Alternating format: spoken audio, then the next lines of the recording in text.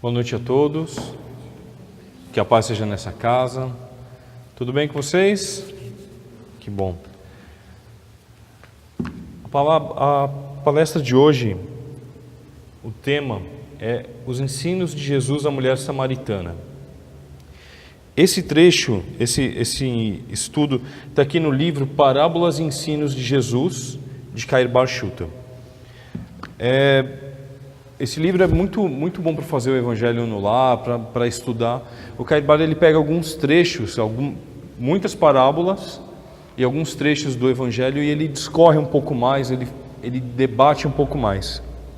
E hoje, a lição de hoje nos traz essa passagem tão bonita, que acontece quando Jesus havia saído de Jerusalém e estava voltando a Galileia, né?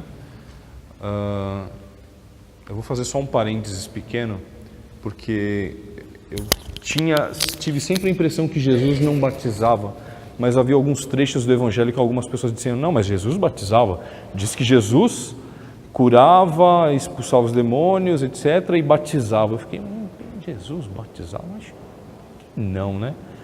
E aí no começo dessa lição, o Kair Bar, ele pega um trecho de João, e João começa falando, sabia-se que Jesus curava, expulsava os demônios e batizava. E ele abre um parênteses e diz, Jesus não batizava, mas seus apóstolos batizavam. Então, confirma a minha tese de que Jesus realmente não efetuava batismos, tá? A gente fica pensando assim, a gente tem que seguir o que Jesus fazia. Jesus batizava, alguns diziam que sim, que não, agora está mais claro que nunca que não. Digo isso porque no Espiritismo não tem batismo, né? Enfim, então estava ele voltando e no caminho ele teve que passar pela Samaria. Na Samaria viviam os samaritanos. Os samaritanos eram um povo que os judeus, povo de Jesus nasceu judeu, certo? Os judeus não gostavam dos samaritanos, porque eles não seguiam as mesmas leis, não oravam do mesmo jeito, não seguiam os mesmos costumes dos judeus. E eles falavam que eles eram um povo apartado e indigno, os judeus diziam. E Jesus parou na Samaria, e enquanto ele estava descansando, à beira de um poço, veio uma mulher buscar água, no poço que havia lá, naquela cidade, onde ele estava parado. E quando Jesus viu a mulher, ele pediu para ela, mulher, me dá água. E ela se assustou, porque ela viu que ele era um judeu.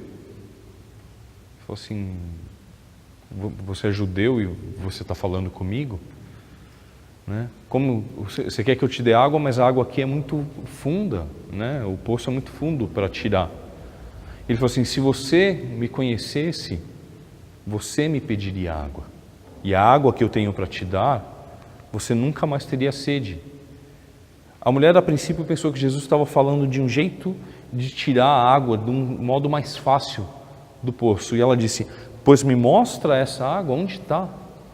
Né? Cadê essa água então que vai facilitar a minha vida, né? Porque eu tenho que vir aqui e tirar essa água do poço e é difícil.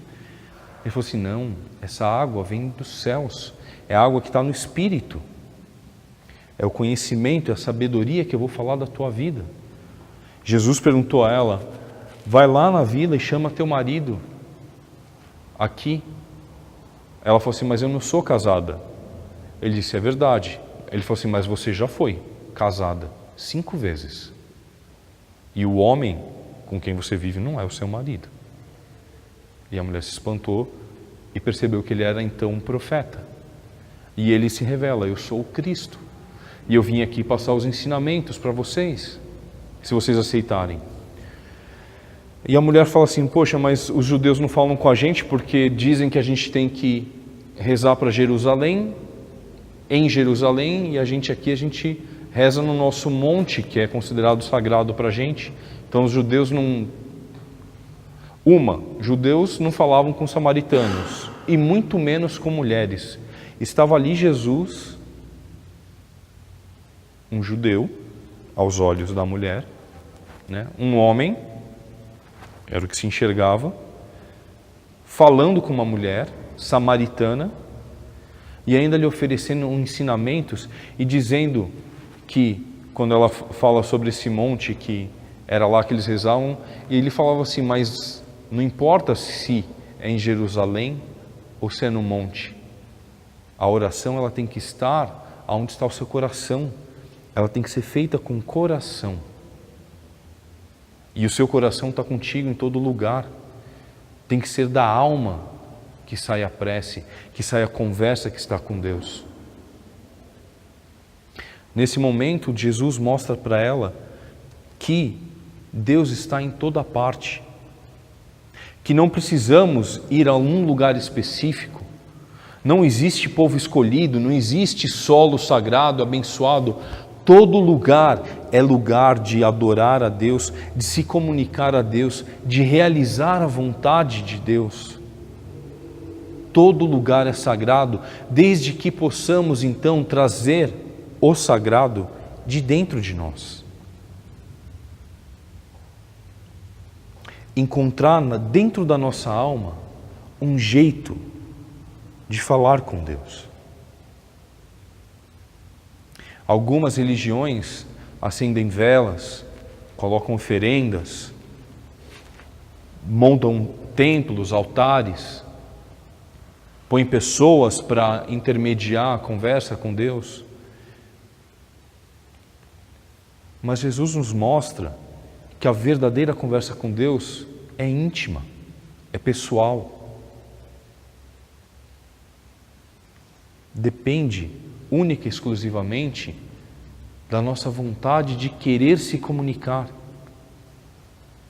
Ah, Paulo, mas parece uma via de mão única, né? A gente fala e não escuta nada de volta. A gente não ouve nada de volta, né? É um silêncio danado do outro lado.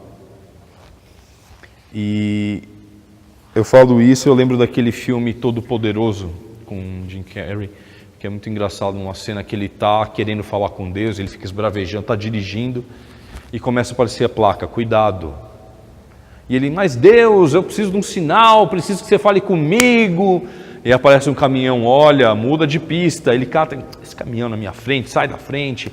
E Deus, você não fala comigo, eu não sei o que você quer. E outra placa, olha, diminua a velocidade, ele cata, acelera, vai rápido, bum, bate o carro, arrebenta todo. Tá vendo?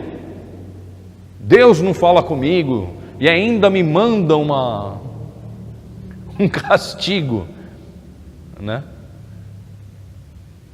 E a gente tem que entender que cada pessoa se comunica de uma forma. Não é isso? Cada povo se comunica de uma forma, cada ser se comunica de uma forma, dentro das suas capacidades, possibilidades. Se a gente encontra uma pessoa, uma estrangeira, a gente se esforça para entender a pessoa, não se esforça? Faz o possível. Eu não sei falar inglês, eu não sei falar alemão, não sei falar japonês, chinês, mas a gente se esforça para entender o que o outro quer. A gente tem a boa vontade de querer ouvir e entender o que a pessoa quer para poder ajudar. E essa conversa com Deus, ela tem diversas formas de retorno.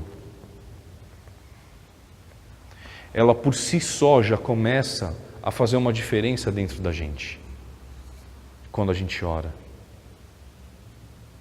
A oração já é comprovado cientificamente que melhora o organismo, melhora o sistema de defesa, melhor sistema de imunidade. Vocês podem pesquisar isso. Tem muitos estudos que já estão comprovando isso, que as pessoas que têm uma fé, que têm uma religião, uma religiosidade, uma espiritualidade, através da oração, elas já ganham melhoria física. Por quê? Porque nós abrimos uma porta, uma comunicação para a gente alcançar o outro lado. É como se Deus estivesse aqui o tempo inteiro, do nosso lado, só esperando que então a gente falasse. Jesus conseguia se comunicar diretamente. Ele foi interpretado como se ele fosse Deus, porque ele disse: a minha vontade e a do Pai são a mesma. Ele era o maior representante de Deus, porque ele conseguia ouvir diretamente Deus. E fazer então o que lhe era pedido, compreender então o que Deus queria fazer e fazer. E isso está ao alcance único e exclusivo de Jesus? Não. Isso está ao alcance de todos aqueles que têm a boa vontade, o esforço, a determinação, o amor e a fé necessários para alcançar isso. Mas a gente não compra amor, não é? Nem fé. Muitas coisas a gente vê, a gente exercita na academia, a gente faz um curso, a gente lê um livro, mas e a fé? E o amor? Como a gente aumenta? Como a gente ganha mais? Com tanta coisa acontecendo ao nosso redor, com tantos problemas acontecendo na nossa vida, trabalho, relação pessoal, vida conjugal, estudos, dificuldades financeiras, problemas familiares, doenças, o estresse do dia a dia, o cansaço físico, mental. Como eu vou buscar amor? Aonde eu vou buscar esse amor? Nas novelas as pessoas sempre buscam amor na outra pessoa, né? Eles vão atrás do amado, atrás do amor da vida, atrás do grande amor. Mas o grande amor não está em nenhum lugar. Ele está aqui. O amor está dentro da gente. O amor tem que começar com a gente. O amor que nós temos que ter para conosco. De ter mais paciência, de ter mais tolerância, de ter carinho no jeito de tratar, de ser honesto, ser verdadeiro, ser fiel aos ideais, ser perseverante nas nossas vontades, nos nossos desejos por realização, por conquistas pessoais, por saber, nós sabemos o que é melhor para nós. Então nós devemos persistir nesse ideal de alcançar esse melhor. A oração é um dos meios de se aumentar a fé. A oração é um dos meios de se aumentar o amor. É de graça. Não precisa de local específico, não precisa estar virado para a cidade sagrada, não precisa estar no centro espírita, não precisa estar dentro. Está toda hora.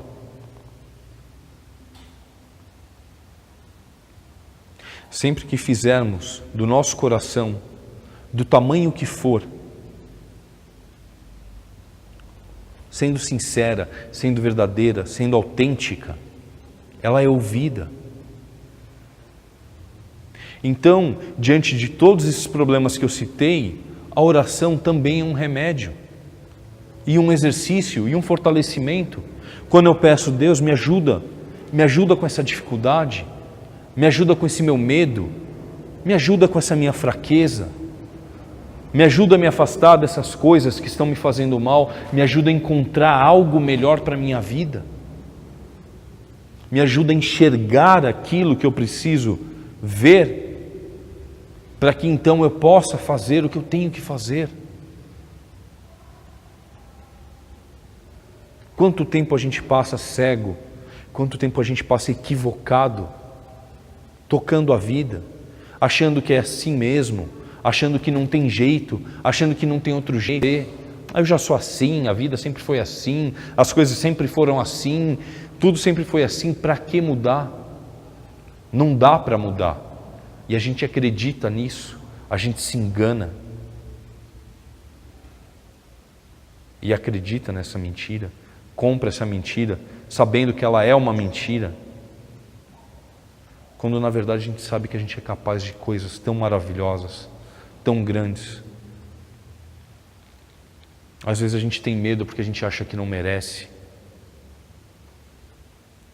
porque a gente não é digno, porque a gente não é válido, porque eu cometi um crime, porque eu cometi um erro, porque eu traí alguém, porque eu menti, porque eu fiz algo errado, eu não mereço. Não é verdade. Todos nós merecemos perdão. Todos nós. Todos nós merecemos tantas chances quanto forem necessárias. E nós temos essas chances. Nós acordamos cada dia de novo. Nós temos uma vida espiritual que vai além dessa vida material e que vai seguir pela eternidade. E que cada dia, cada oportunidade é uma nova chance de fazer melhor.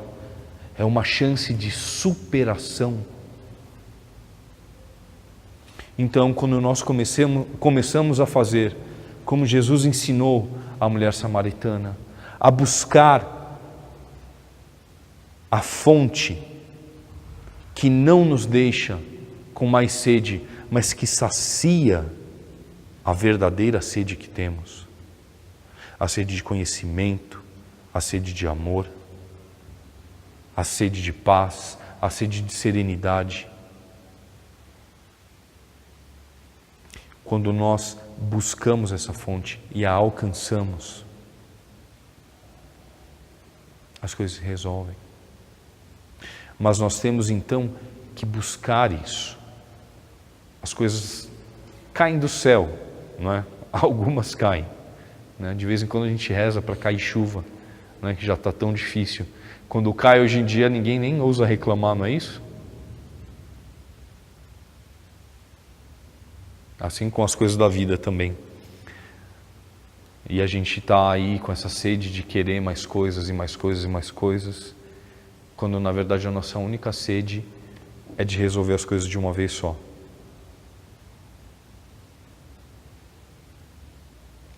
Se a gente busca tanto a felicidade, se a gente fala tanto que quer ser feliz, o que falta então para a gente realmente ser?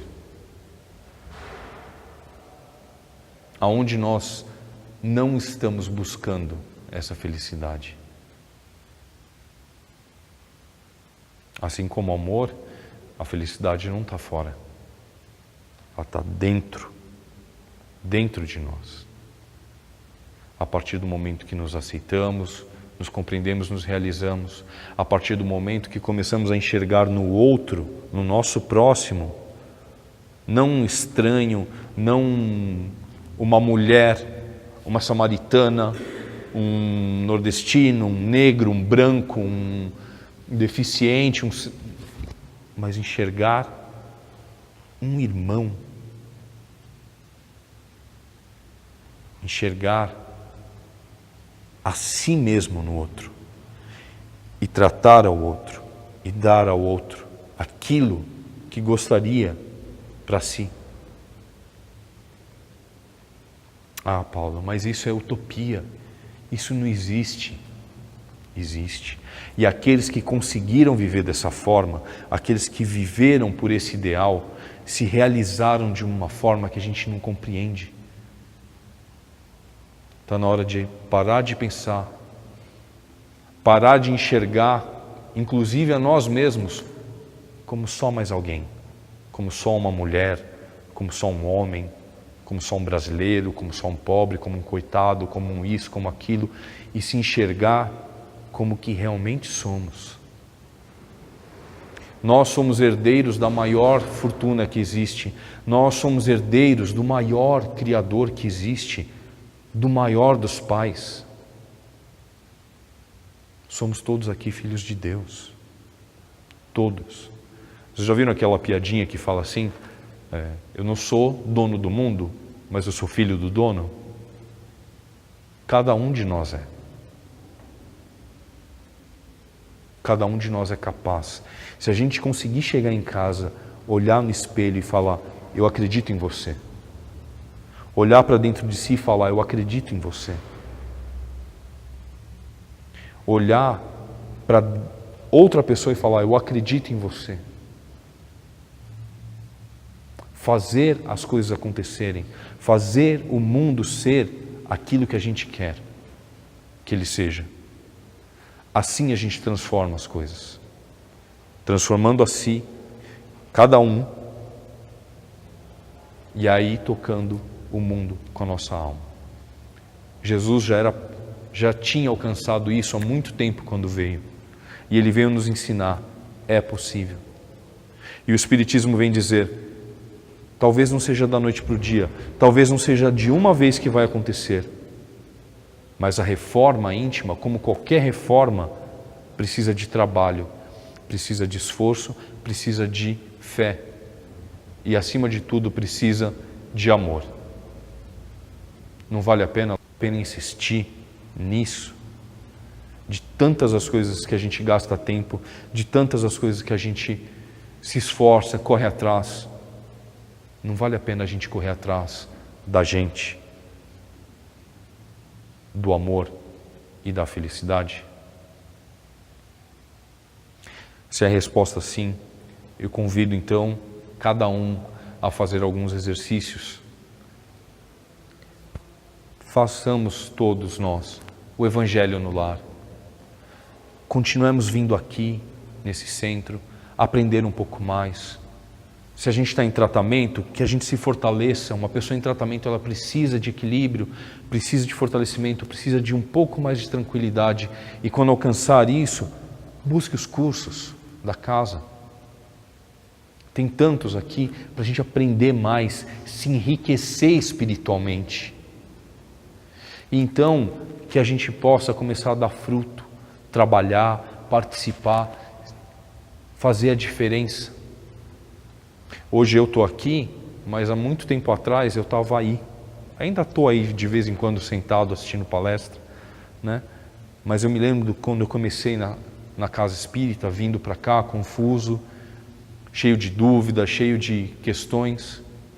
Ainda tem um monte, graças a Deus ainda tem um monte de pergunta, um monte de vontade de saber. E é isso que nos impulsiona, não é?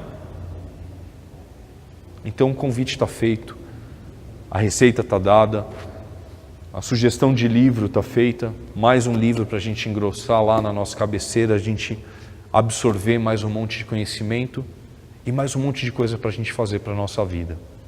A gente merece, a gente precisa ser mais do que só uma mulher sentada pegando água, ser uma pessoa buscando realização, buscando amor e buscando felicidade para a gente e para aqueles que a gente ama. Isso importa. Tá ok? Essa era a mensagem que eu tinha para hoje. Se alguém tiver interesse, eu tenho uma página no Facebook, chama Paulo Bonfim Palestras. É só acessar, dar um curtir lá e aí eu publico essas palestras que eu faço aqui, entre outras também. E tem um canal no YouTube lá cheio de palestras para vocês, se quiserem assistir também. Tá ok? Excelente noite, excelente tratamento. Nos vemos aqui. Se alguém tiver alguma dúvida, quiser perguntar alguma coisa, estou à disposição depois. Tá ok? Fiquem com Deus. Obrigado.